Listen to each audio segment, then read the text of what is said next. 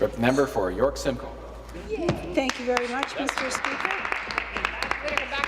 And I'm pleased to be able to offer a few minutes looking at the Bill 10, the Childcare Modernization Act. One of the things that I think needs to be understood at the very outset of this is whether this is actually not one step forward, two steps back. Because when we look at the details of the, quote, Modernization Act, it seems to me that it has thrown many thousands of people into a deep concern over the direction that this Act takes the government. It seems in their minds that, in fact, this is an insistence by this government on making life more difficult for Ontario families and a fundamental removal of choice when it comes to childcare. So it's in that context, then, that I look at this particular piece of legislation. The bill purports to update childcare in the province, and I think it's also important to understand the nature of the legislation that governs and the categories of childcare that is provided in this province.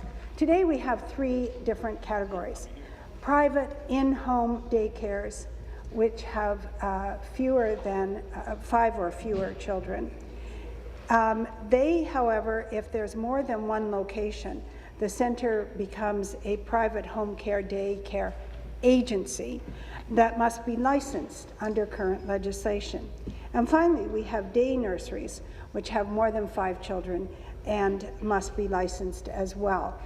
Those would be the ones that most of us recognize as either for-profit or not-for-profit.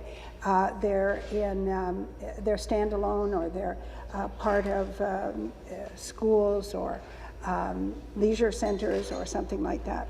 But the important thing is that 80% of children are in unlicensed daycares, private home daycares. And it's important to understand that there is a demand for these facilities, the vast majority of which, of course, provide safe care for infants and toddlers. Thousands of families are happy with the care they receive and oftentimes save money by not sending their children to potentially more expensive licensed care. Unlicensed home daycares play an important role in our province. I know several people who have opted for this type of care. Sometimes it's the only care available to families with young infants, as many licensed centres will only take children 18 months or older. Unlicensed homes can fill that gap between 12 to 18 months when families are desperate for care as parents go back to work after a 12-month maternity leave. So it's really important to understand that they have a very specific role, that they cover about 80% of the people that are seeking daycare. On October the 20th, the Minister of Education in question period implied that unlicensed childcare centres are illegal. There seems to be some confusion about the difference between being unlicensed and actually illegal. In Ontario, the Ministry of Education's own website, quote, "In Ontario, individuals may look after 5 or fewer children under 10 years of age without a license in addition to their own children if in their own home." So I think that we must make it clear for the public that unlicensed doesn't mean illegal. But there's also something that we need to understand, and that is the fact that, particularly on the heels of the publication of the Ombudsman report, very clearly a history of poor administration on the part of the government. So it's important to understand that even before this piece of legislation, there was already a complaint system in effect for daycare. If someone suspected wrongdoing or danger, an inspector is supposed to investigate the child care facility in a timely manner. manner. But the Ombudsman report released last week tells a very different story, a story of failure on the part of the government. Careless about childcare is the title, and I think it speaks for itself. His report on childcare consists of 113 recommendations, and the details of the kind of problems that the Ombudsman reports demonstrates that the government has not been following its own rules. Surely we recognize there are standards in place, there is already legislation, but we have to follow the legislation and guidelines that exist as opposed to creating a whole new system to deal with potential problems. The Ombudsman identifies this in his report.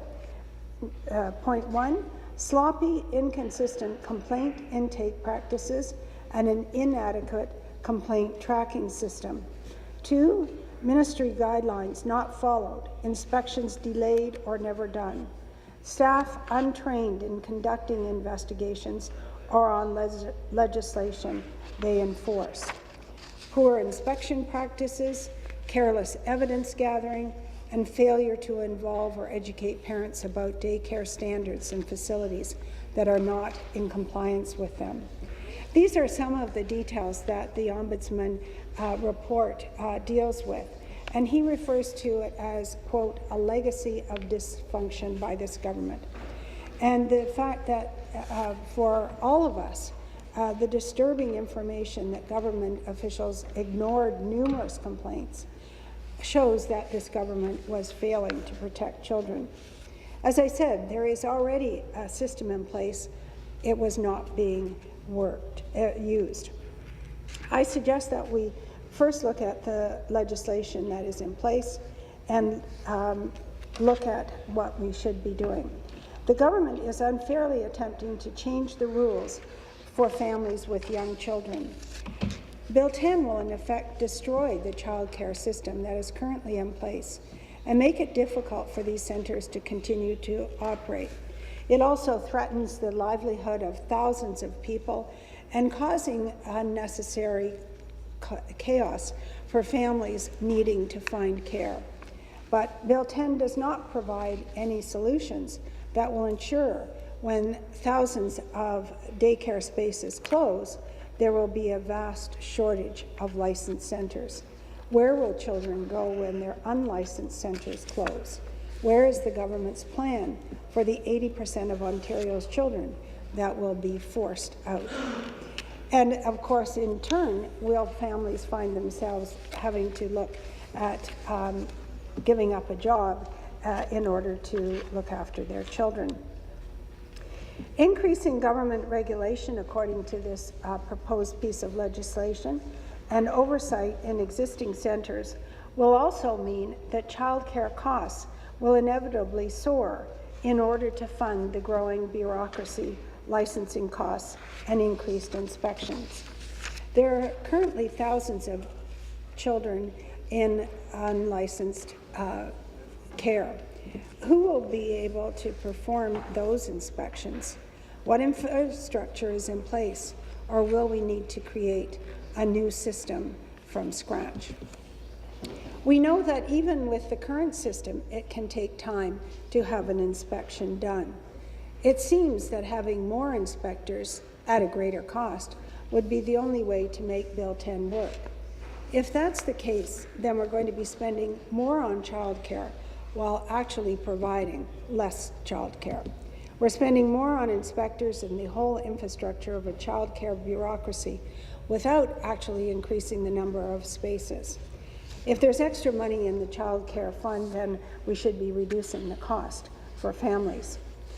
Ontario families are already struggling to have a two-income household and provide adequate childcare for their children.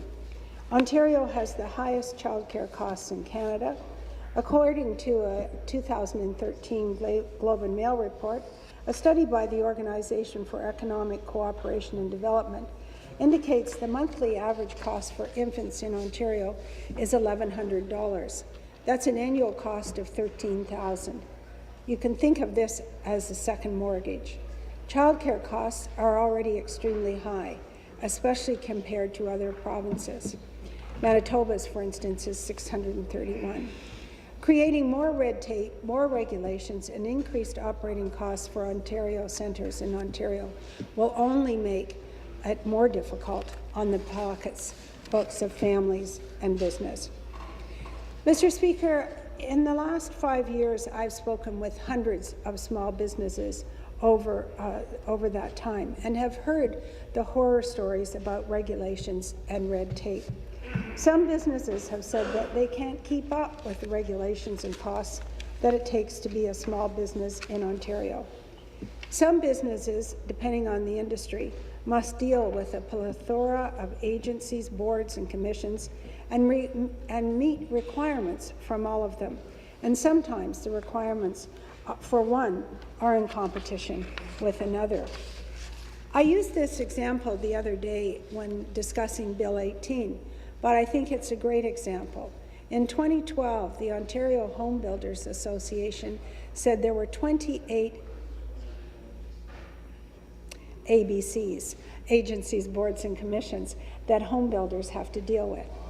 How much time businesses have to deal with all of these ABCs and all the different rules they make? Why is the government making it so difficult for businesses in Ontario to succeed? If Bill 10 passes, pretty soon a whole new industry, childcare centres, will learn how hard it is to deal with more and more government bureaucracy. Who knows how many of these centres will be closed due to the increased red tape, regulation, and associated costs. Not only is business hit with red tape, but they also have to worry about payroll taxes, which Bill 10 is sure to add to child care centres if passed. The Ontario Retirement Pension Plan is the most recent payroll tax that the government will be introducing. According to businesses and associations that I have spoken to, the ORPP will inevitably add more expense, reduce profits, and jobs will be lost. Between red tape, regulations, and payroll taxes, the government seems to be on the lookout for ways to make running a business in this province more difficult, and I'm struggling to understand why this is. Bill 10 is going to create another bloated bureaucracy. The problem is that this is looking after something that could have been looked after by the regulations that already exist. We look at, even in the College of Trades, the kind of bureaucracy that has been created and the kind of oversight that has been, is part of that bill. So it looks like another industry, childcare centres, are the next in increasing costs for businesses and families. One of the most important things that I think is a potential fallout from the changes that are being contemplated is what this will do for people who can't meet the requirements, see having fewer children as something that they can't manage. They're going to be looking at doing it on the QT. Parents are going to be looking for spaces for their children. People are going to be able to offer this. And I think it will only encourage, when there are such vast numbers of people that are affected, to operate underground. So in fact, once you produce that level of frustration, that level of inability to pay fees and incur the costs, the effect of the bill then is actually to decrease the oversight as more and more seek to provide the service in an underground economy. My colleague from Simcoe North has called on the minister to consult with daycare providers and families on Bill 10 before rushing to pass it. He has suggested that the bill travel during the winter recess so that we can have a better understanding of its impacts.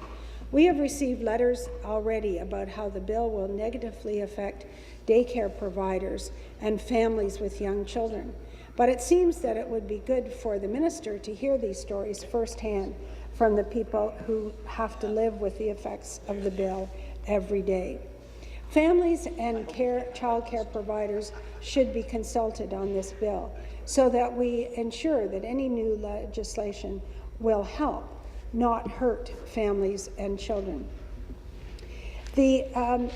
I add my voice to that request because one of the things that is such a dramatic influence on the way in which this bill would be rolled out is whether you are in an urban area or a rural area. Because in much of the rural areas, there aren't standalone daycare centers. There aren't that kind of opportunity for people. And people do look to neighbors and friends and people in the community to provide daycare. And so that unlicensed daycare is an option for people. When it's made more and more difficult for anyone to provide that kind of service, it just reduces the opportunity for people to find that neighbor, that friend, the person who's been doing it in the community for years, no longer able to do so. So I think that apart from the varied voices that come with the process of public hearings, one of the most important voices left out is the small town, where the people may not be able to access large, bigger scale centers. The other thing about this legislation is the question of timing, because obviously this is a whole thousands and thousands of people involved, and they need to have time to make adjustments. The people in the business need to know whether or not they can survive, whether there's a business case for them to be able to survive, and families need time to be able to make those adjustments as well. So I think that timing of this legislation is critical, any kind of implementation planning. And as I mentioned a moment ago, the question of the underground economy is one that I think that should be viewed very, very carefully, because of the fact that when people need to make those kinds of choices and are unable to, they feel they're ready to take maybe a bigger risk than they otherwise would, but they also feel somewhat desperate. And so I think there's a lot of good reason why we need to have the bill travel and hear different points of view. And I think also we need to recognize that no piece of legislation should force families into choices that they would not otherwise make. When it comes to childcare, people deserve a choice. There is no one size that fits all. Some prefer an intimate home setting, which might not work for others. We must continue to offer families options so that they can feel comfortable leaving their children in the care of others. As I said earlier, 80% of children in Ontario today are in those home settings. And I think that it's extremely important to, when we're looking at this bill, to look at the goals of the bill. They should be clear: safe, stimulating, and affordable experience for our most valuable resource, our babies and their futures. Instead, this bill throws out to us the specter of declining spaces and consequent shortages, the increased cost with inspection and bureaucracy, and restricted choice for parents. I think that is the danger of this bill, and I certainly want to indicate that we feel that this takes away from the family's ability to choose what type of daycare best suits their lifestyle. And as the Ombudsman report outlines, the childcare system in Ontario must be fixed, but Bill 10 is not the solution. Thank you.